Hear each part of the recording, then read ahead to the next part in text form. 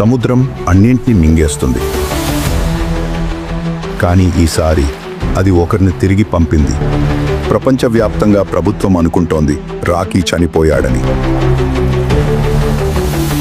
కానీ రాకీ ఇంకా చనిపోలేదు, ఇంకా బ్రతికే ఉన్నాడు.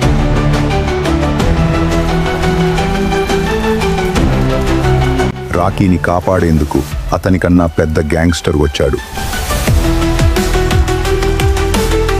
అతనే రాకీని సముద్రపు లోతుల్లోంచి వెతికి తీసుకువచ్చాడు.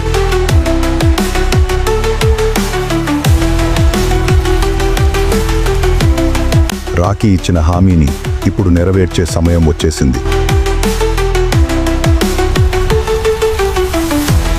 ఇప్పుడు ఇద్దరూ కలిసి రామికా సేన్ పాలిస్తున్న ఆ సల్తనత్ను ధ్వంసం చేస్తారు.